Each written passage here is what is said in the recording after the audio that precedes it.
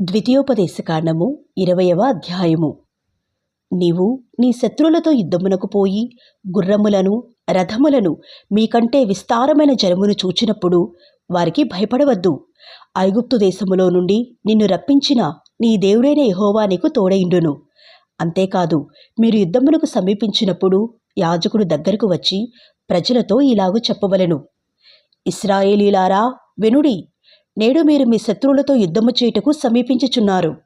మీ హృదయములు జంకనీయకుడి, భయపడకుడి, వణకకుడి, వారి ముఖము చూచి బెదరకుడి. మీ కొరకు మీ శత్రువులతో యుద్ధము చేసి మిమ్మును రక్షించువాడు మీ దేవుడైన యెహోవాయే. మరియు నాయకులు జనులతో చెప్పవలసినదేమనగా, క్రొత్త ఇల్లు కట్టుకుని వాడు గృహప్రవేశము కాకమునిపే యుద్ధములో చనిపోయిన ఎడల వేరొకడు దానిలో ప్రవేశించును గనుక అట్టివాడు తన ఇంటికి తిరిగి వెళ్ళవచ్చును.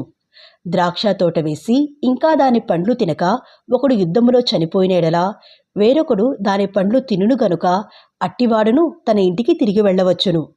ఒకడు స్త్రీని ప్రధానము చేసుకుని ఆమెను ఇంకను పరిగ్రహింపక మునిపే యుద్ధములో చనిపోయిన ఎడల వేరొకడు ఆమెను పరిగ్రహించును గనుక అట్టివాడును తన ఇంటికి తిరిగి వెళ్ళవచ్చును. నాయకులు జనులతో, ఎవడు భయపడి మెత్తని గుండెగల వాడుకునో వాడు తాను అధైర్యపడిన రీతిగా తన సహోదరుల గుండెలు అధైర్యపరచుకున్నట్లు తన ఇంటికి తిరిగి వెళ్ళవచ్చునని చెప్పవలెను. నాయకులు జనులతో మాట్లాడుట చాలించిన తరువాత జనులను నడిపించుటకు సేనాధిపతులను నియమింపవలెను. యుద్ధము చేయుటకు మీరొక పురము మీదికి సమీపించినప్పుడు సమాధానము నిమిత్తము రాయబారమును పంపవలెను. సమాధానమని అది నీకు ఉత్తరమిచ్చి గుమ్మములను తెరచిన ఎడల దానిలోనున్న జనులందరూ నీకు పన్ను చెల్లించి నీ దాసులగుదురు. అది మీతో సమాధానపడక యుద్ధమే మంచిదని ఎంచిన ఎడల దాని ముట్టడివేయుడి. నీ దేవుడైన యెహోవా దాని నీ చేతికి అప్పగించినప్పుడు దానిలోని మగవారినందరినీ కత్తివాత హతము చేయవలెను. అయితే స్త్రీలను, చిన్నవారిని, పశువులను, ఆ పురములోనున్నది యావత్తును దాని కొల్ల సొమ్మంతటిని నీవు తీసుకొనవచ్చును. నీ దేవుడైన యెహోవానికిచ్చిన నీ శత్రువుల కొల్ల సొమ్మును నీవు అనుభవించుదువు. ఈ జనముల పురములుగాక నీకు బహుదూరముగా ఉండిన సమస్త పురములకు మాత్రమే ఈలాగున చేయవలెను. అయితే నీ దేవుడైన యెహోవా స్వాస్థ్యముగా నీకిచ్చుచున్న ఈ జనముల పురములలో ఊపిరిగల దేనిని బ్రతుకనీయకూడదు.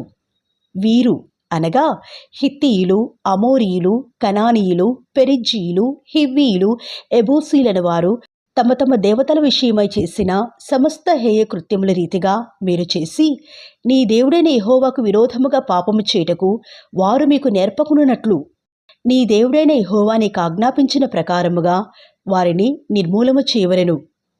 నీవు ఒక పురమును లోపర్చుకున్నటకు దానిమీద యుద్ధము చేయుచు అనేక దినములు ముట్టడి వేయినప్పుడు దాని చెట్లు గొడ్డల చేత పాడు చేయకూడదు. వాటి పండ్లు తినవచ్చును గాని వాటిని నరికివేయకూడదు. నీవు వాటిని ముట్టడించుటకు పొలములోని చెట్లు నరులా, అట్టి చెట్లను నీవు కొట్టకూడదు. ఏ చెట్లు తినదగిన ఫలములనిచ్చినవి కావని నీవెరుగుదువో వాటిని పాడు చేసి నరికి నీతో యుద్ధము చేయు పురము పడు వరకు వాటితో దానికి ఎదురుగా ముట్టడి దిబ్బ కట్టవచ్చును. ద్వితీయోపదేశకాండము 21వ అధ్యాయము. నీ దేవుడైన యెహోవా నీకిచ్చుచున్న దేశములో ఒకడు చంపబడి పొలములో పడియుండుట కనబడినప్పుడు వాని చంపిన వాడెవడో అది తెలియక యుండిన ఎడల నీ పెద్దలను, నీ న్యాయాధిపతులను వచ్చి చంపబడిన వాని చుట్టూనున్న పురముల దూరము కొలిపింపవలెను.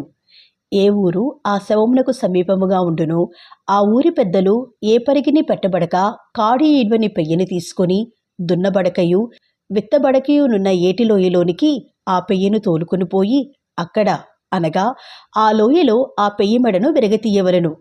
అప్పుడు యాజకులైన లేవీయులు దగ్గరకు రావలెను.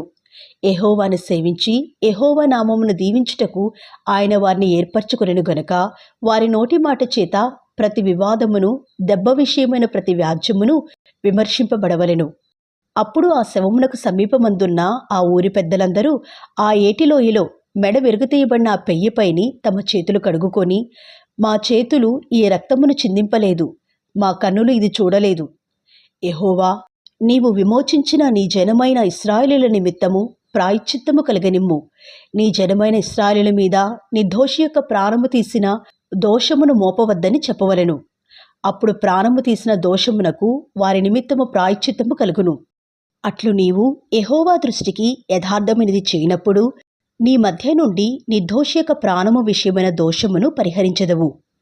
నీవు నీ శత్రువులతో యుద్ధము చేయబోవునప్పుడు నీ దేవుడైన యెహోవా నీ చేతికి వారిని అప్పగించిన తరువాత వారిని చెరపట్టి ఆ చెరపట్టబడిన వారిలో రూపవతి అయిన దానిని చూచి ఆమెను మోహించి ఆమెను పెళ్లి చేసుకున్న మనస్సయ్యి నీ ఇంట ఆమెను చేర్చుకున్న తరువాత ఆమె తలక్షౌరము చేయించుకొని గోళ్లను తీయించుకొని తన చెరబట్టలు తీసివేసి నీ ఇంట నివసించి 1 నెల దినములు తన తండ్రులను గూర్చి ప్రలాపన చేయుటకు నీవు ఆమెకు సెలవీయవలెను.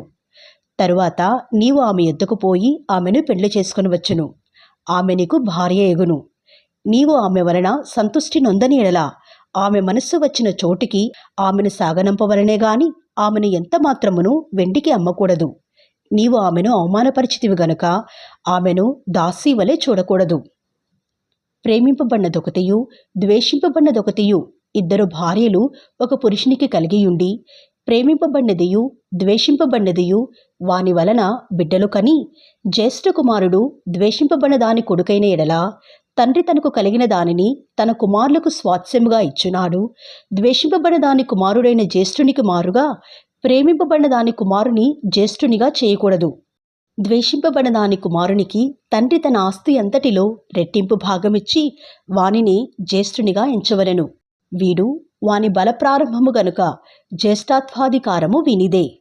ఒకని కుమారుడు మొండివాడై తిరుగుబడి తండ్రి మాటగాని తల్లి మాటగాని వెనకయుండి వారు అతని శిక్షించిన తరువాతయును అతడు వారికి విధేయుడు కాకపోయినేడలా అతని తల్లిదండ్రులు అతని పట్టుకొని ఊరి గవిని యొద్ద కూర్చుండే పెద్దల ఎద్దుకు అతని తీసుకుని వచ్చి, మా కుమారుడైన వీడు మొండివాడై తిరుగుబడియున్నాడు.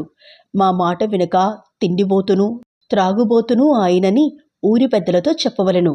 అప్పుడు ఊరి ప్రజలందరూ రాళ్లతో అతని చావగొట్టవలెను. అట్లు ఆ చెడుతనమును నీ మధ్య నుండి పరిహరించుదువు. అప్పుడు ఇశ్రాయేలీయులందరూ విని భయపడుదురు. మరణశిక్షకు తగిన పాపము ఒకడు చేయగా అతని చంపి మ్రాను మీద వ్రేలాడదీసినేడలా అతని శవము రాత్రివేళ ఆ మ్రాను మీద నిలువకూడదు. వ్రేలాడదీయబడినవాడు దేవునికి శాపగ్రస్తుడు గనుక నీ దేవుడైన యెహోవా స్వాస్థ్యముగా నీకిచ్చుచున్న దేశమును నీవు అపవిత్రపరచుకున్నట్లు అగత్యముగా ఆ దినమున వానిని పాతిపెట్టవలెను. ద్వితీయోపదేశకాండము 22వ అధ్యాయము. నీ సహోదరుని ఎద్దుగాని గొర్రెగాని త్రోవ తప్పిపోవుట చూచిన ఎడలా నీవు వాటిని చూడనట్లు కన్నులు మూసుకొనక అగత్యముగా వాటిని నీ సహోదరుని ఎద్దుకు మళ్లింపవలెను. నీ సహోదరుడు నీ దగ్గర లేకపోయిన ఎడలను నీవు అతని నెరుగకపోయిన ఎడలను దానిని నీ ఇంటికి తోలుకొని పోవలెను. నీ సహోదరుడు దాని వెతకుచూ వచ్చు వరకు అది నీ యొద్దనుండవలెను. అప్పుడు అతనికి దాని మరలా అప్పగింపవలెను. అతని గాడిదను గూర్చియు వస్త్రమును గూర్చియు నీవు అలాగుననే చేయవలెను. నీ సహోదరుడు పోగొట్టుకున్నది ఏదైనను నీకు దొరికినెడలా అతడు పోగొట్టుకున్న దానిని గూర్చి అలాగుననే చేయవలెను. నీవు దానిని చూచి చూడనట్టుగా ఉండకూడదు. నీ సహోదరుని గాడిదగాని ఎద్దుగాని త్రోవలో పడియుండుట నీవు చూచినెడలా వాటిని చూడనట్లు కన్నులు మూసుకొనక వాటిని లేవనెత్తుటకు అగత్యముగా సహాయము చేయవలెను. స్త్రీ పురుష వేషము వేసుకొనకూడదు. పురుషుడు స్త్రీ వేషమును ధరింపకూడదు. అలాగు చేయు వారందరూ నీ దేవుడైన యెహోవాకు హేయులు. గుడ్లైనను పిల్లలైనను గల పక్షిగూడు చెట్టు మీదనే గాని నేల మీదనే గాని త్రోవలోనే గాని నీకు కనబడిన ఎడలా తల్లి ఆ పిల్లలనైనను ఆ గుడ్లనైనను పొదిగిన ఎడలా పిల్లలతో కూడా తల్లిని తీసుకొనక నీకు మేలు కలుగునట్లును నీవు దీర్ఘాయుష్మంతుడవగునట్లును అగత్యముగా తల్లిని విడిచి పిల్లలనే తీసుకుని వచ్చును. క్రొత్త ఇల్లు కట్టించినప్పుడు దాని మీద నుండి ఎవడైనను పడుట వలన నీ ఇంటి మీదికి హత్య దోషము రాకుండుటకై నీ ఇంటి పైకప్పునకు చుట్టూ పిట్టగోడ కట్టింపవలెను. నీవు విత్తనముల పైరును నీ ద్రాక్షతోట వచ్చుబడియు ప్రతిష్ఠితములు కాకునున్నట్లు నీ ద్రాక్షతోటలో వివిధమైన వాటిని విత్తకూడదు. ఎద్దును గాడిదను జతచేసి భూమిని దున్నకూడదు. ఉన్నియు జనపనారయు కలిసి నేసిన బట్టను వేసుకొనకూడదు. నీవు కప్పుకొను నీ బట్ట 4 చెంగులకు అల్లికలను చేసుకునవలను. ఒకడు స్త్రీని పెళ్లి చేసుకుని ఆమెను కూడిన తరువాత ఆమెను వల్లక ఆమె మీద అవమానక్రియలు మోపి ఆమె చెడ్డదని ప్రచురపరచి ఈ స్త్రీని నేను పరిగ్రహించి ఈమె దగ్గరకు వచ్చినప్పుడు ఈమె యందు కన్యత్వము నాకు కనబడలేదని చెప్పిన ఎడల ఆ చిన్నదాని తల్లిదండ్రులు ద్వారమందున్న ఆ ఊరి పెద్దల యొద్దకు ఆ చిన్నదాని కన్యత్వ లక్షణములను తీసుకుని రావలెను. అప్పుడు ఆ చిన్నదాని తండ్రి, నా కుమార్తెను ఈ మనుషునికి పెళ్లి చేయగా, ఇదిగో ఇతడీమె నొల్లక నీ కుమార్తె యందు కన్యత్వము నాకు కనబడలేదనియు అవమాన క్రియలు చేసినదనియు ఆమె మీద నిందమోపెను. అయితే నా కుమార్తె కన్యత్వమునకు గుర్తులివే అని పెద్దలతో చెప్పి పట్టణపు పెద్దల ఎదుట ఆ బట్టను పరచవలెను. అప్పుడు ఆ ఊరి పెద్దలు ఆ మనిషిని పట్టుకొని శిక్షించి 100 వెండి రూకలు అపరాధముగా వాని యొద్ద తీసుకొని ఆ చిన్నదాని తండ్రికి ఇవ్వవలెను. ఎలయనగా అతడు ఇశ్రాయేలీయురాలైన కన్యకను అవమానపరిచియున్నాడు. అప్పుడు ఆమె అతనికి భార్యయే ఇండును. అతడు తాను బ్రతుకు దినములన్నిటను ఆమెను విడువకూడదు. అయితే ఆ మాట నిజమైన ఎడల, అనగా ఆ చిన్నదాని యందు కన్యకా లక్షణములు కనబడని ఎడల, వారు ఆమె తండ్రి ఇంటి యొద్దకు ఆ చిన్నదానిని తీసుకుని రావలెను. అప్పుడు ఆమె ఊరివారు ఆమెను రాళ్లతో చావగొట్టవలెను. ఎలయనగా ఆమె తన తండ్రి ఇంట వ్యభిచరించి ఇశ్రాయేలీలలో దుష్కార్యము చేసెను. అట్లు ఆ చెడుతనమును మీ మధ్య నుండి మీరు పరిహరించుదురు. ఒకడు మగనాలితో సైనించుచుండగా కనబడిన ఎడల వారిద్దరూ, అనగా ఆ స్త్రీతో సైనించిన పురుషుడును ఆ స్త్రీను చెప్పబడవలెను. అట్లు ఆ చెడుతనమును ఇశ్రాయేలులో నుండి పరిహరించుదురు. కన్యక అయిన చిన్నది ప్రదానము చేయబడిన తరువాత ఒకడు ఊరిలో ఆమెను కలుసుకొని ఆమెతో సైనించిన ఎడల ఆ ఊరి గవని యొద్దకు వారినిద్దరిని తీసుకుని వచ్చి ఆ చిన్నది ఊరిలో కేకలు వేయకయున్నందున ఆమెను తన పొరుగువాని భార్యను అవమానపరిచినందున ఆ మనుష్యుని రాళ్లతో చావగొట్టవలెను. అట్లు ఆ చెడుతనమును మీలో నుండి పరిహరించుదురు. ఒకడు ప్రదానము చేయబడిన చిన్నదానిని పొలములో కలుసుకొనినప్పుడు ఆ మనుష్యుడు ఆమెను బలిమిని పట్టి ఆమెతో సైనించినెడలా ఆమెతో సైనించిన మనుష్యుడు మాత్రమే చావవలెను. ఆ చిన్నదానినేమీ చేయకూడదు. ఆ చిన్నదాని యందు మరణపాత్రమైన పాపము లేదు. ఒకడు తన పొరుగువాని మీదికి లేచి ప్రాణహాని చేసినట్టే ఇది జరిగినది.